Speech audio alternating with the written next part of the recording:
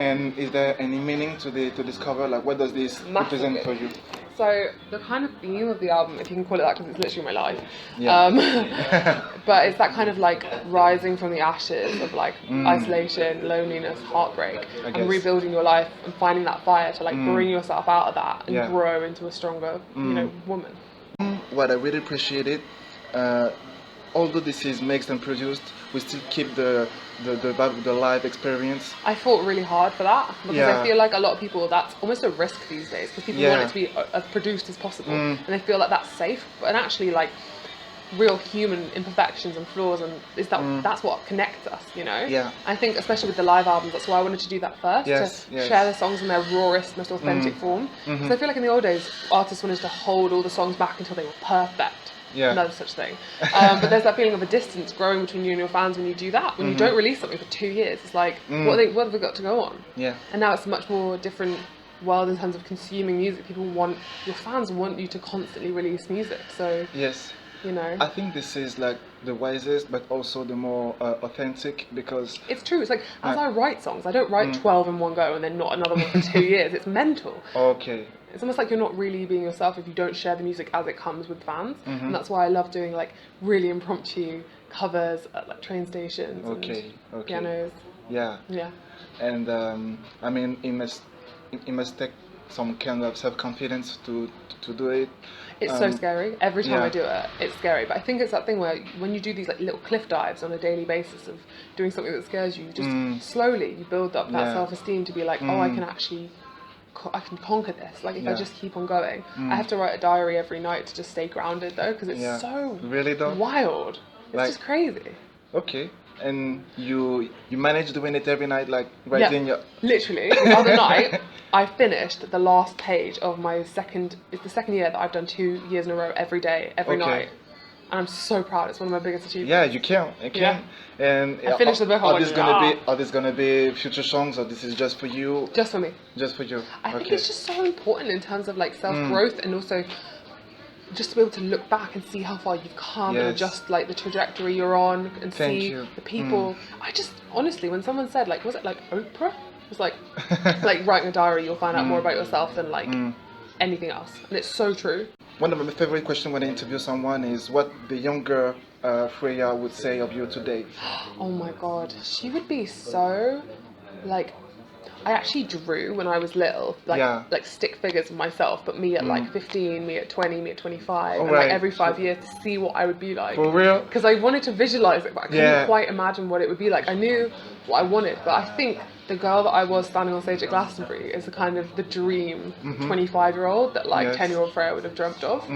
Because I was like, I was so chubby and ginger and shy, and I had no friends, and then suddenly, like, bam, 15 years later, I'm on stage in front of 30,000 people in like a turquoise sequin dress, like fiery hair. So it's like, I feel like I've become like the phoenix of like who I was. It was almost like, I don't know. It's kind of, you were like caterpillar to butterfly. I feel like I'm flying. Opposite. You were the complete opposite at 10-year-old, like shy. Well, before I went to school, I was so like, I loved people and like, performing. I just loved everything. And going to school, like, it just crushed me into this shell where I felt like I had to just basically like batten down the hatches and just hold on to who I was inside of this shell. And the second I left school, I felt like slowly I'd become who I'm meant to be again. It kind of crushed it out of me, but my family helped me hold on to who I actually was.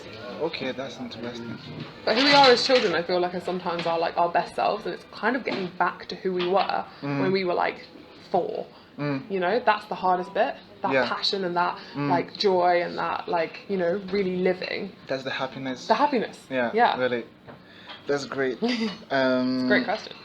Thank you. Because the second you achieve your dreams, then you have to maintain them. It's not just that's like, the hardest. It's like finding your dream rescue dog, but then you're like, you actually have to make sure that you keep it alive. Yes. You have to look after it and maintain it and love it and cherish it. And it's just like, it comes with its whole other set of problems, but I think you just have to constantly remind yourself what it was like not to have things, to have that, like those years in the wilderness. Like if I hadn't have played to like 2 people in a pub, then I wouldn't be so grateful when I get to walk on stage to like thousands of people. Gratefulness is the key.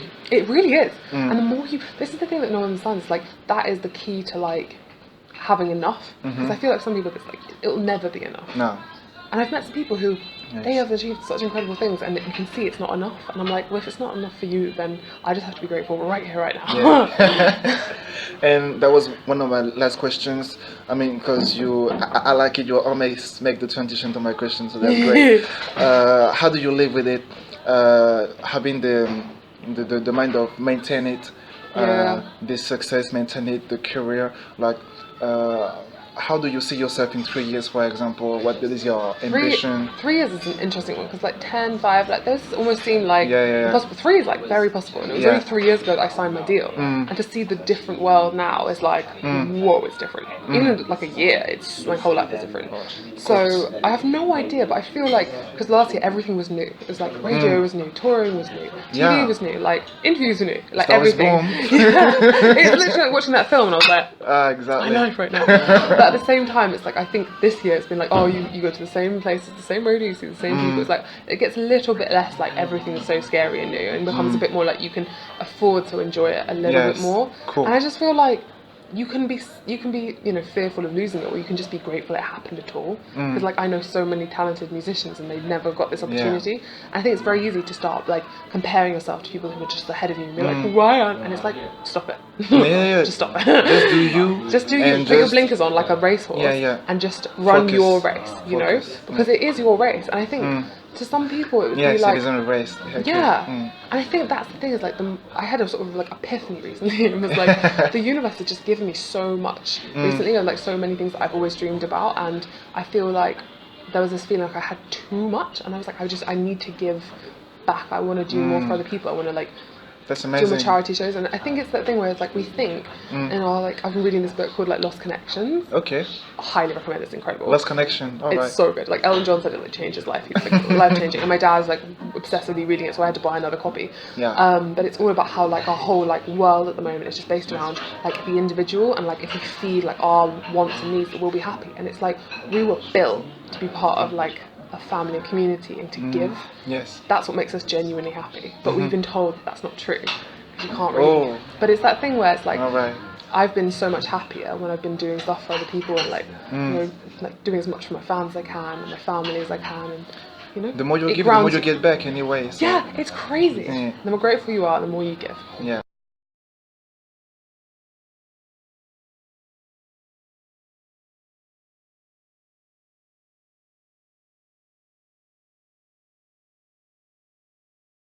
Last year, I had the pleasure to interview Callum Scott. Oh, cool. For he came like here in Paris and we Yeah. talked about his song "You're the Region." Yeah. He made a duet with Leonard Lewis. Oh, yeah, it's beautiful. And So then a beautiful. duet with a French artist. Oh, right. And I was wondering, what if you could make a duet with a French artist? I don't know if you know Christine some and the Queens. Christine and the I Queen. love Christine. Oh, and the right. Queens. Yeah. I went to go see her at the Apollo in London, Right. and it was just like she's so fabulous, and she's so like authentically herself. Yeah. And a brilliant songwriter and dancer performer. It's like I just really love seeing women like just be real people, you know. I feel Yeah. like sometimes we get cast in like if you want to be a pop star, you gotta like, you know, Yeah. get some like hot pants on and go on. And it's Yeah. like we don't live in that age anymore. It's just like it's just so old, and it's like looking towards Yeah. these like Billie Eilish and like Lana Del Rey and Yeah, like, Billie just- Eilish, yeah. I love them so much.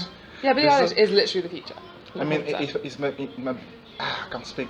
It must be so hard to stay yourself, and when you working in these kind of conditions, like every day, taking care of your appearance, taking You care have of to you. fight to surround yourself with the people who empower you and say, listen to your gut, do what feels right to you. All right. Like, you know, recently I've like been kind of experimenting with doing like less hair and makeup, less glam, because I think at the beginning you expect that's just what's expected of you, and then you realise you're doing more of that than writing songs, and that's not the way it should be. Because I'm not here like to be like a hair model. I'm here because I want to like write songs and play them to as many Yes. people. So it's funny how quickly you have to just keep an eye on who you are as a woman in the music industry, because very quickly people's expectations and your own can get, you know, crushed onto you, and you have to fight to just stay who you Don't are. lose yourself.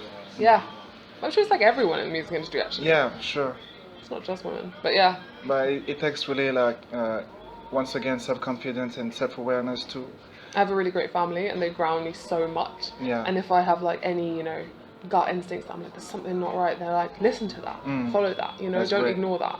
I don't know if you listen to hip hop or if I want to listen to more. I feel like Yeah. the more I listen to, the more I'm just in awe of them as like lyricists. Yeah, It's that the thing where you're lyricist, like, I mean, yeah. whoa.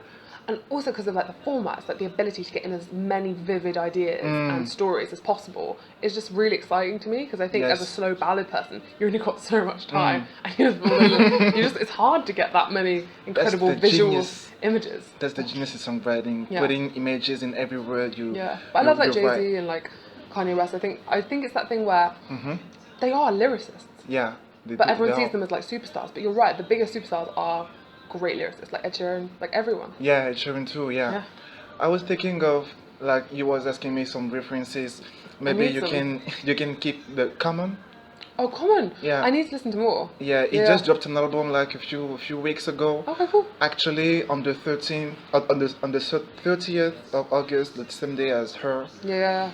And it's amazing. It talks about love, but in every kind of way. The love for her mother, the love, father-daughter love. Yeah. The love, the you know, the amazing. lesson of loving. Yeah. The art of loving, like titles like "Show Me Love" or titles like "I Love You If," things like I'm this. obsessed And with he's that. such a poet. Like, he's really a good lyricist. Yeah. J. Cole too.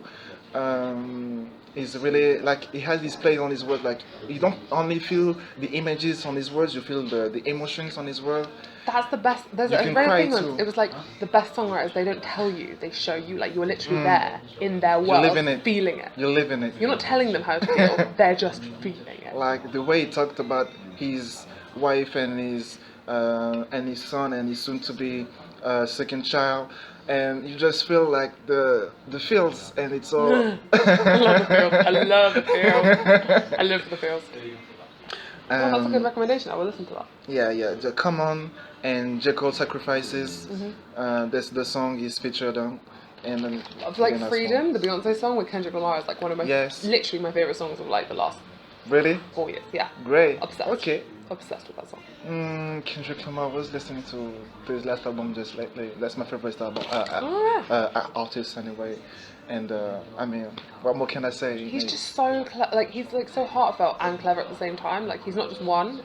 You know? Yeah, he's Gemini, like he says, two parts. And my favorite album from him was to Pimp a Butterfly. Oh yeah. And a bit more jazzy. Yeah. But so wise in it. So like, yeah, way to go poet. I love this. Most people don't ask about lyrics enough. I think like the power of them is like that's the reason why I get to do this. What was your favorite lyrics you ever wrote? Like, as a songwriter, you could be the proudest in this album. Lost Without You, definitely. Yeah. Like you said, I want to see the world, and I said go, because it's one of the few pieces of dialogue in my songs. And I think there's something about dialogue that's like, it's so common obviously in like TV and film, but in songs it's like it almost brings you out of yourself, and you're not just telling someone what to feel, you're literally feeling it, and they just happen to be feeling it with you. Yeah. And I think there's something kind of a lot more authentic about that, but there's also something really hard to write simple things that translate. I've tried that so many times, but the second you start thinking, because I always write with my eyes closed, I never like hold a pen. Oh really? Okay. I literally have written this whole album without Like picking up a Jay-Z. pen. Yeah. I love that because it's like a stream of consciousness from your subconscious, and I feel like I always shut my right eye. Okay, alright. I'm literally like a pirate. It's terrible. But like, I'm not joking. Like, when I come off stage, I'll have like a smudge under this eye because I always shut it, especially when I'm writing. Okay. And then I found out that your creative imagination is on your right side. That's right. And there's something about it when you shut your eyes and you write. It's almost like you're just letting your soul speak instead of your mind. It's from a deeper place. I swear to God. Okay, alright.